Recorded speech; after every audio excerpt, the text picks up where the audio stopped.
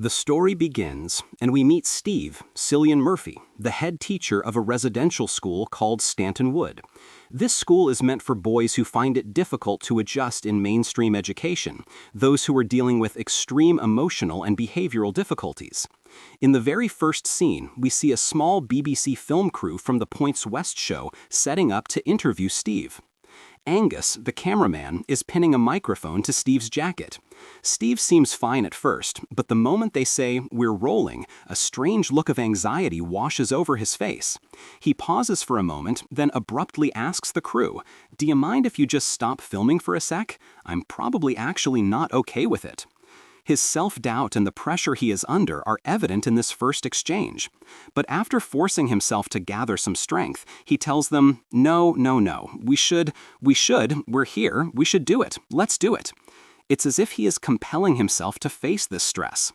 When asked to talk about his school, Stanton Wood, he falls into a deep contemplation before he can speak. Immediately following, we dive into Steve's internal monologue. His mind is running like a never-ending to-do list. He reminds himself that he needs to speak with Jenny to bring the students together in one room, and then suddenly he bursts out in frustration. "Riley needs an intervention, Stephen. Fuck's sake, never called Nabil's dad. Okay, 4, call Nab's dad." The school stress, personal failure, and administrative work are all colliding in his mind. He then tries to motivate himself. "Basically, Stephen, deal with it. Get through the day. You're 48 years old. This is what human beings do. You're an adult human being." This shows he is not just a school principal. He is a person who fights an internal battle every morning just to get up. The start of the morning only increases Steve's troubles. He leaves the school building and finds a boy standing by his car. This is Shai, the most troubled student at the school. Shai greets him with a bizarre, shocked expression, saying, "Stealthy Steave, you know." Steave immediately realizes something is wrong. Shai is smoking marijuana, he is fully baked, and it's barely breakfast time. Steave looks more disappointed and sad than angry. He snatches the marijuana and looks intently into Shai's eyes. When Steave asks him how he is feeling, Shai gives a strange, revealing answer. "I just feel a bit more like barbed wire than slippy, you know?" This line vividly illustrates his mental state. He is wounded and full of resentment inside. Shai then drops an even more heartbreaking piece of information. Jamie had peed in his glass, and he accidentally drank it. Steave is both horrified and angry hearing this. "No, that's terrible. You have to tell me this stuff, Shai. It's terrible." This small incident reveals the school's cruel environment and the failure of their past efforts to help the boys. Shai then playfully jumps onto the bonnet of Steve's car, declaring, "The film crew can film us arriving."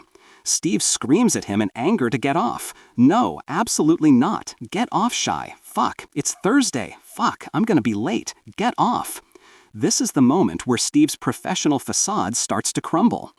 Upon entering the school, an atmosphere of mayhem prevails. Some boys are rapping, trading insults in the lyrics. Jamie shouts out a rap, "I'd drive 'em all crazy," unlike Jamie, who's a baby and a dickhead. Jamie, another student, immediately gets provoked. "You fucking what?" Steave quickly intervenes to calm everyone down. Boys, come on, take it down.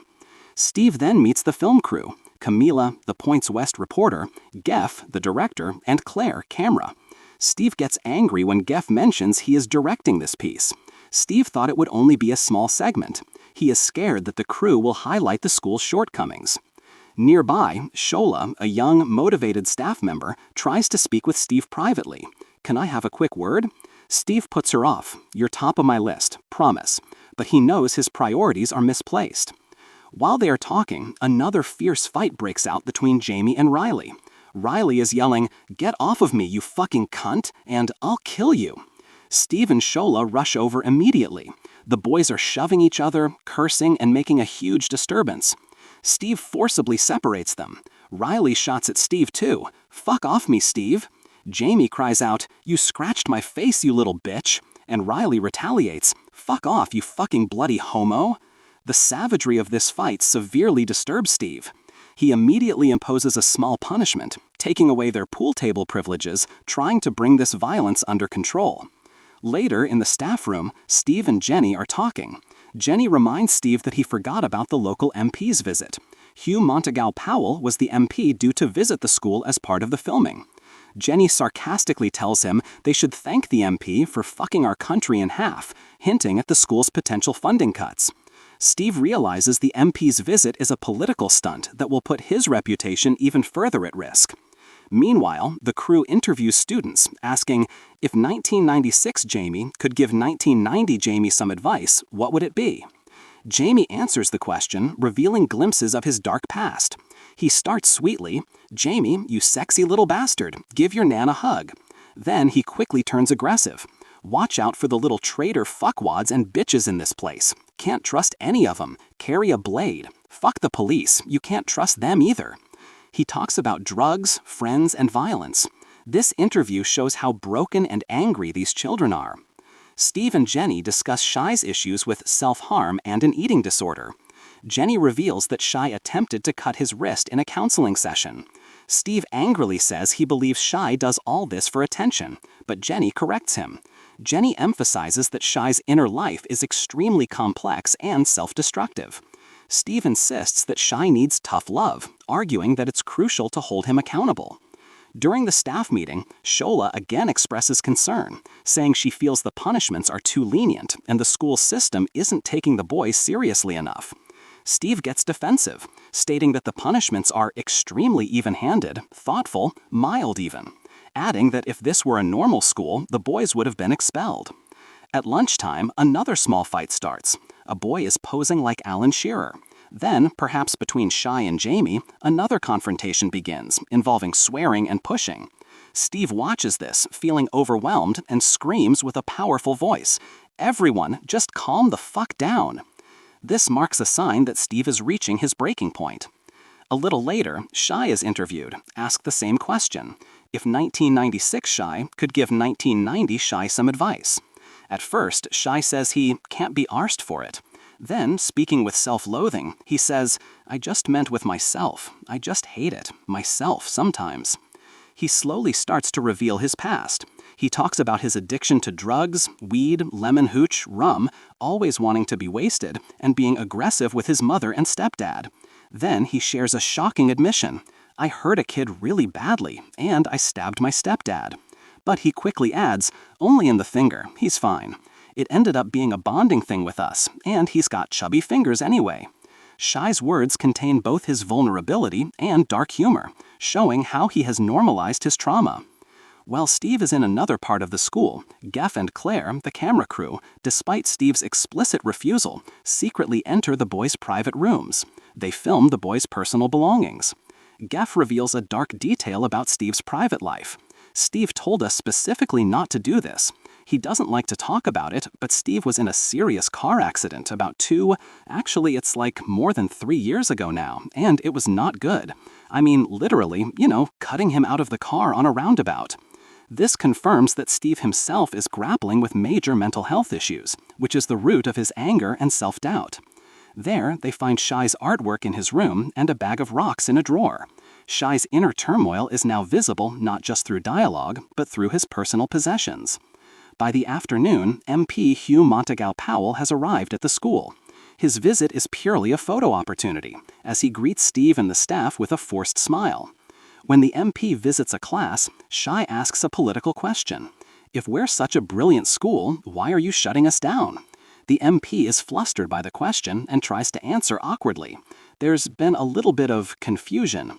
Steave quickly covers for Shai and changes the subject, but this moment makes it clear that the school is on the verge of closing. As the day progresses, Steve's mental balance further deteriorates. He begins to experience hallucinations. When he sees Shai stealing knives from the kitchen, his fear and anxiety intensify. Shai hides a knife in his pocket. Steve's anxiety becomes so severe that he goes into a bathroom and screams, releasing his inner rage. He talks to himself, addressing his difficulties, his problem with insomnia, and the feeling of his own failure, which continues to torment him. In the evening, after the MP and the crew have left, a heavy silence falls over the school. Steave and Shola have a heart-to-heart talk alone. Shola tells him she also feels depressed and lonely, and suggests Steave needs to connect with the outside world. Shola says she wants to quit her job. Steave pleads with her to stay, knowing how valuable she is to the school. When night falls, Steave sits alone at his computer and looks at the school file. He discovers the official news that the school is going to close. He also realizes that Shai has run away. Steave makes a final attempt to control the situation. He gets into his car and drives off to search for Shai. He remembers Shai's words, feeling like barbed wire, the confession about stabbing his stepdad, and Jamie peeing in his glass. Steave finds Shai sitting alone and dejected by the roadside. Shai is terrified. Steave stops the car, approaches him, and tries to remain calm. Steave asks him what he's doing there, and Shai replies, "I need to hurt myself." Shai is trying to commit self-harm. Steave avoids using force and instead tries to understand him. He comforts him and doesn't condemn his actions. Shai slowly shares his feelings, saying he is disturbed and feels worthless. He pulls out the knife he stole from the kitchen. In the final and most dramatic scene, Steave kneels down in front of Shai. Shai is holding the knife. Steave asks him to give him the knife, but Shai refuses. Steve's memories of his old car accident come flooding back. His mind goes into a flashback where he is crushed, trapped in the car, and screaming. It is likely that this traumatic incident is what severely damaged his mental health. Amidst this pressure and fear, Steave makes one last attempt to encourage Shai. He tells Shai that he is not alone, and the school, Stanton Wood, cannot close because boys like Shai need it. Shai finally agonizes and throws the knife down. Steave, who is himself broken, embraces him. This moment strengthens their connection.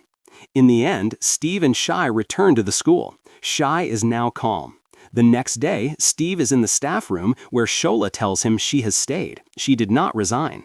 The tension of the school closing still exists, but Steave begins renovation work on the school with his own hands, as if he is rebuilding his own life and the school itself. He sits alone in front of the film crew one last time. When they ask him about Stanton Wood, Steave speaks with a new calm and determined voice. The story concludes between hope and fear. Steave has won his biggest battle in one day, confronting his inner demons and the turmoil of Shai. The school's future remains uncertain, but Steave and Shai's bond is now clear. The film ends with the message that some people, even after being broken, do not lose courage, and they save themselves by helping others. Like the video and subscribe the channel so you can watch these type of videos more.